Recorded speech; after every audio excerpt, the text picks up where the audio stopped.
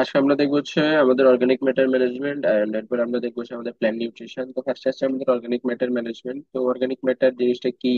এটা সংজ্ঞাটা আসে, ডেফিনেশন অনেক আসে যে অর্গানিক ম্যাটার জিনিসটা কি। তো এটা ডেফিনেশন দেখতে হবে। Present the soil is compost of anything that once lived, ঠিক আছে? অর্থাৎ যেটা একসময় জীবন্ত কোনো একটা কিছু ছিল, এখন সেটা মরে মাটির সাথে মিশে গেছে, সেটা হচ্ছে আমার অর্গানিক ম্যাটার। সিম্পল ওয়ার্ডসে যেটা ইম্পর্টেন্স অফ অর্গানিক ম্যাটারটা আমাদের অনেক বেশি ইম্পর্টেন্ট, যে আমাদের এটা অর্গানিক ম্যাটারটা যে আমরা মাটিতে দিই এটার ইম্পর্টেন্সটা কি। Organic matter is an essential component of soil's because it provides carbon. ঠিক আছে, যেহেতু অর্গানিক ম্যাটার লিভিং বিং সবকিছুর মধ্যে কি থাকে, মাস্ট একটা কার্বন থাকে, হ্যাঁ কার্বন মাস্ট থাকে, তো এই জন্য এটা কি মাটিতে আমাদের কার্বন সাপ্লাই দেয়।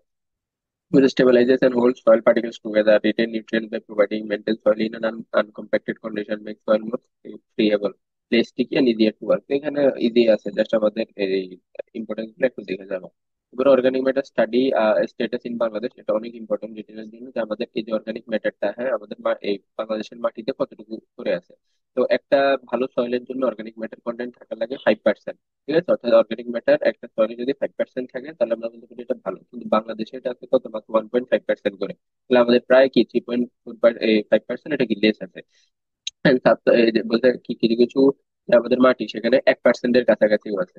এটা হচ্ছে আর কি আমাদের অর্গানিক ম্যাটারের অবস্থা। তো এই যে এখানে কিছু দেওয়া আছে যে আমাদের এই অর্গানিক ম্যাটার কোথাও কোথাও বেশি আছে, মেঘনা রিভার ফ্লাড প্লেন, তারপর হচ্ছে যে মাধুপুর ট্র্যাক, হ্যাঁ ব্রহ্মপুত্র ফ্লাড প্লেন, এগুলোতে 25% করে পাওয়া যায় হাইস্ট। এগুলো হচ্ছে আমাদের অর্গানিক ম্যাটার হাইস্ট বাংলাদেশের মধ্যে যেখানে পাওয়া যায়। এটা হচ্ছে অ্যাভারেজ, অর্থাৎ অ্যাভারেজ হচ্ছে 1.5, কোথাও হয়তো এই যে 20-এর কাছাকাছি, 35-এর কাছাকাছি আছে। তো নদীর তীর যেগুলো আছে, যে প্রত্যেকটা নদীর তীরে দেখা গেছে অর্গানিক ম্যাটারটা বেশি পরিমাণে থাকে। এটা রিটার্নের জন্য অনেক ইম্পর্টেন্ট, যে আমাদের বাংলাদেশের সয়েলে অর্গানিক ম্যাটারের সাবস্টেন্স কতটুকু আছে, স্ট্যাটাসটা কি। এরপরে improvement of organic matter status in soil. হ্যাঁ, এখন তুমি অর্গানিক ম্যাটার ইমপ্রুভটা করবা কিভাবে সয়েলের মধ্যে, তো এটা একটু দেখে যাবা।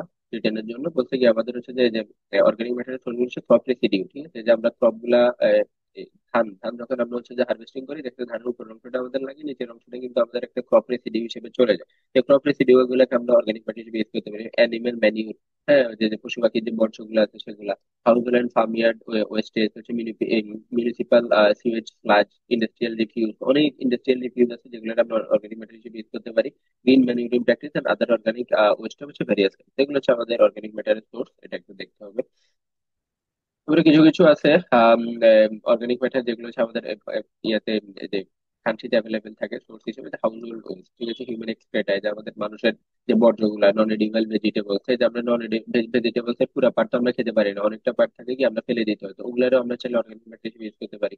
Farm yard waste, agro industrial waste, sewage sludge, হ্যাঁ অর্গানিক ওয়েস্ট লাইক কিচেন, এই পার্টটা হচ্ছে ইম্পর্টেন্ট আছে আমাদের জন্য, যে আমাদের যে হাউস হোল্ড ওয়েস্টের মধ্যে কি কি। হ্যাঁ, তারপরে ফার্ম ইয়ার্ড ওয়েস্টের মধ্যে যে animal dung and urine, paid fodder, harvested crop residue, agro industrial waste এর মধ্যে যে sugar cane trash, oil cake, bagasse, তারপর হচ্ছে সুয়েজ স্ল্যাচের মধ্যে crop residue waste, organic waste like হচ্ছে কিচেন ওয়েস্ট, এগুলো এগুলো আসতে পারে। যে আমাদের অর্গানিক ম্যাটারের জন্য এই সোর্স গুলা কি, বা হচ্ছে যে আমাদের যে uses potential Man U to improve hour soil. ঠিক আছে, তো এটা দেখে যাইতে হবে।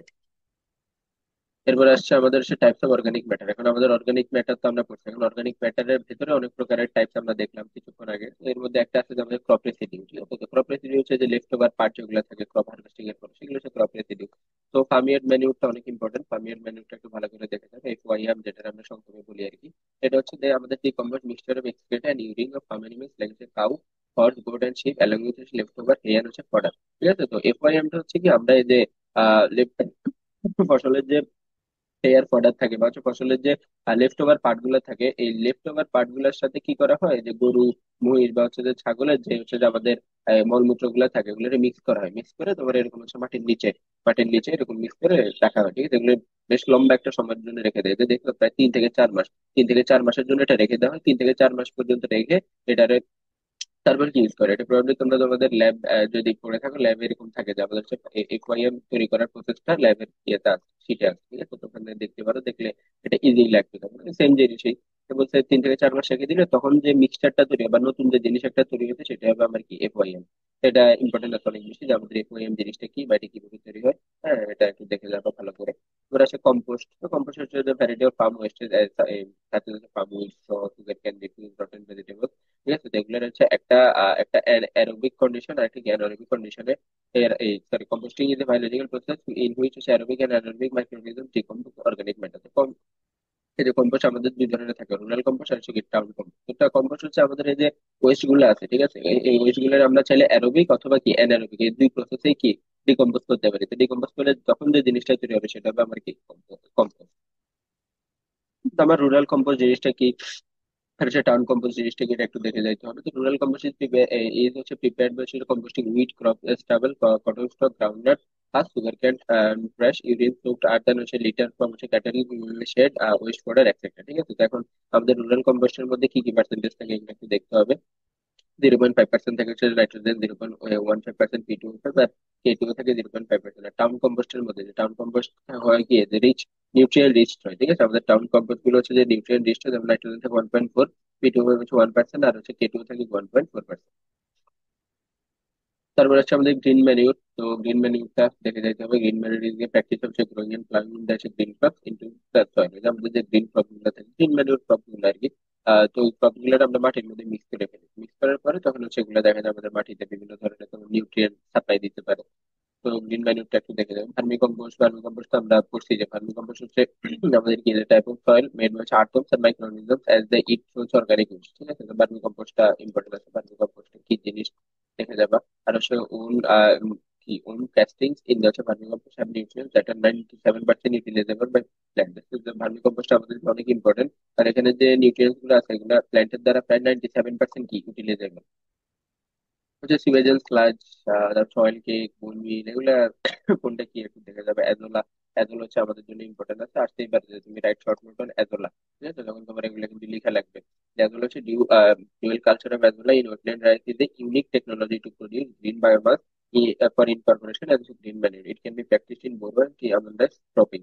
তো অ্যাজোলা যে জিনিসটা এটা হচ্ছে আমাদের মেনলি রাইসের মধ্যে ইউজ করা। ঠিক আছে, তো ইনোকুলেশন হচ্ছে যে 0.5 থেকে 1 KG per meter square as well after 7 থেকে 10 days of transplanting rice is recommended which may produce 10 ton per hectare square within 2 থেকে 3 উইক। ঠিক আছে, তো বলতেছে আমরা যদি মাত্র কি প্রতি মিটার স্কোয়ারে 0.5 থেকে 1 কেজি এগুলা ইউজ করি, ঠিক আছে, রাইস ট্রান্সপ্লান্টিং এর 7 থেকে 10 দিন পর, তাহলে 2 থেকে 3 সপ্তাহের মধ্যে আমরা দেখবো কি 10 টন পার হেক্টরে কি তোমার হচ্ছে যে ক্রপ প্রোডাকশন হয়ে গেছে। তো এই জন্য আর কি যে আমাদের এগুলা produce and incorporated twice in the same may produce yield equivalent to 80 KG nitrogen per hectare as urea in one season. তো বলতে তুমি যদি এতটুকু এগুলা দুইবার ইউজ করো, ঠিক আছে, তাহলে তুমি এই যে 80 কেজি, 80 কেজি নাইট্রোজেন পার হেক্টরে ইউজ করলে, সরি 80 কেজি এই যে ইউরিয়া ইউজ করলে যে 80 কেজি নাইট্রোজেন পার হেক্টরে সাপ্লাই হতো, সে পরিমাণ সাপ্লাইটা এগুলো একটা দিতে পারে। এবারে আমার ব্লু গ্রিন অ্যালগি, এটাও ইম্পর্টেন্ট আছে। শর্ট শর্ট নোট আকারে আসতে পারে ব্লু গ্রিন, এগুলো দেখে রাখবা। Blue green algae. তারপর আসছে আমাদের প্রিপারেশন হবে হচ্ছে কম্পোস্ট। তো প্রিপারেশন অফ কম্পোস্ট ইম্পর্টেন্ট যে আমাদের হচ্ছে কম্পোস্ট কিভাবে হচ্ছে brown leave woody materials plus কি গ্রিন গ্রাস, কি গ্রিন গ্রাস যেগুলো হচ্ছে আমাদের ফুড স্ক্র্যাপ ম্যানিউর, সেগুলো মিলে তারপর হবে কি আমাদের কম্পোস্ট। এখানে কিন্তু আবার আলাদা ফ্যাক্টর দরকার হয়, যেমন হচ্ছে water, micro organism, macro organism, ঠিক আছে, এগুলো আমাদের লাগবে, প্লাস এয়ার। হ্যাঁ, তো এই দুইটা তুমি হচ্ছে মিক্স করছো, এই দুইটা একসাথে মিক্স করার পরে আমাদের কিছু পানি দিতে হবে। পানি দিলে আর হচ্ছে আমাদের কিছু ম্যাক্রো আর মাইক্রো অর্গানিজম এরা কাজ করে এটাকে কি ভাঙবে, ভেঙে হচ্ছে তোমার হচ্ছে কম্পোস্ট তৈরি করবে। ঠিক আছে, এই যে ডিকম্পোজিশন হয় কম্পোস্ট তৈরি করবে। এটা একটু ইম্পর্টেন্ট দেখা যাইতে পারে, এটা রিটেনে আসতে পারে। তারপরে ডার্মা কম্পোস্ট, এটা তো একটা রিসার্চ পেপার থেকে একটা পার্ট দিছে তোমাদেরকে, যে একটা আর্টিকেল দিছে, সেটা একটু দেখে রাখবা। আমাদের এটা নতুন আসছে ট্রাইকোডার্মার রোল, যেটা এটা হচ্ছে ইম্পর্টেন্ট।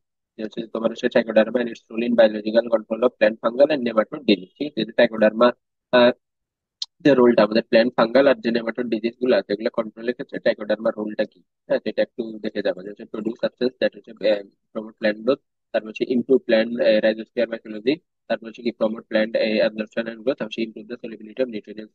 এগুলো ধরে একটা হচ্ছে পয়েন্ট, এটা একটা পয়েন্ট, এটা একটা পয়েন্ট, এটা একটা পয়েন্ট, এটা একটা পয়েন্ট, টোটাল হচ্ছে এখানে কয়টা পয়েন্ট, 4টা পয়েন্ট। তাহলে তোমার যদি বলে যে ট্রাইকোডার্মার রুল কি, হ্যাঁ, প্ল্যান্ট ফাঙ্গাল নেমাটোড ডিজিজ, তাহলে 4টা পয়েন্ট তখন লিখে দিতে। তারপর আসছে যে আমাদের প্ল্যান নিউট্রিয়েন্ট তো আগে পরে পড়তো, কেমিস্ট্রি তো অনেক পড়তো, সেম কথাবার্তাই লিখতে। ঠিক আছে, plan nutrient essential plan nutrient আমরা তো পড়ছি যে আমাদের টোটাল 18টা প্ল্যান নিউট্রিয়েন্ট আছে। ঠিক আছে, যেগুলো হচ্ছে আমাদের এসেনশিয়াল। এরপরে কিছু আছে তোমার হচ্ছে বেনিফিশিয়াল প্ল্যান নিউট্রিয়েন্ট। তো এই যে আমাদের ক্লাসিফিকেশন আছে কিছু, এটা 3টা গ্রুপে ভাগ করছে অন দ্য অ্যামাউন্ট হচ্ছে nutrient present in plant, they are classified into কি 3 গ্রুপ। তো 3টা গ্রুপ কি কি হচ্ছে বেসিক নিউট্রিয়েন্ট। তো বেসিক নিউট্রিয়েন্ট গুলো হচ্ছে আমাদের সিএইচও, আমরা বলছি না যে সিএইচও, ঠিক আছে, carbon hydrogen oxygen, 96% of total dry matter of the plant, সেটা হচ্ছে আমাদের বেসিক নিউট্রিয়েন্ট, যেটা একদম বেসিক দরকার। এরপরে কিছু আছে ম্যাক্রো, কিছু আছে কি মাইক্রো। তো ফ্যাক্ট হচ্ছে যেগুলো হচ্ছে যে আমাদের প্রাইমারি বা মেজর নিউট্রিয়েন্টস যেগুলো, ঠিক আছে, যেগুলো হচ্ছে আমাদের অনেক বেশি পরিমাণে দরকার, সেগুলো হচ্ছে আমাদের ম্যাক্রো। এটা কতটুকু লাগে যে গ্রেটার দেন 1 ppm, আর মাইক্রো হচ্ছে লেস দেন 1 ppm। তো নামগুলো একটু দেখে রাখবা যে আমাদের কোনগুলো ম্যাক্রো কোনগুলো মাইক্রো। তারপরে আসে functions of nitrogen. Functions of nitrogen অনেক ইম্পর্টেন্ট, যে আমাদের যেহেতু নাইট্রোজেনটা আমাদের প্ল্যান্টের জন্য অনেক বেশি ইম্পর্টেন্ট, এই জন্য সেটা হচ্ছে। এবং নাইট্রোজেনটা যে কিভাবে হচ্ছে অ্যাবজর্ব হয়, দেখো অ্যাবজর্ব হচ্ছে NO3 মাইনাস, হচ্ছে নাইট্রেট, আর একটা হচ্ছে কি অ্যামোনিয়াম NH4 আয়ন আকারে। আমরা তো বলছিলাম যে আমাদের এই নিউট্রিয়েন্ট গুলো তো প্ল্যান্ট ডাইরেক্ট নিতে পারে না, তারা আয়ন আকারে নেয়। নাইট্রোজেনের যে ফাংশন গুলো একটু দেখবা।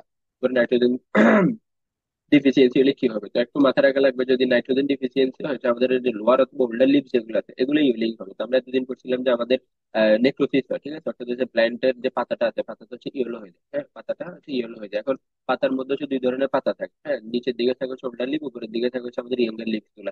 এখন আমাদের নাইট্রোজেন ডিফিসিয়েন্সি গুলো হচ্ছে আমাদের ওল্ডার লিভস যেগুলো আছে এগুলো হচ্ছে ইউলিং হয়ে যায়। এটা মাথায় রাখা লাগবে সবসময়, যে ওল্ডার লিভ গুলো। তো আরো একটা আমাদের ইয়ে আছে, নিউট্রিয়েন্ট আছে, যেটার কারণেও আমাদের ইয়েলোইং হয়ে যায়, কিন্তু সেটা হচ্ছে আমাদের ইয়ঙ্গার লিভ গুলো, সেটা আমি সামনে গেলে দেখি।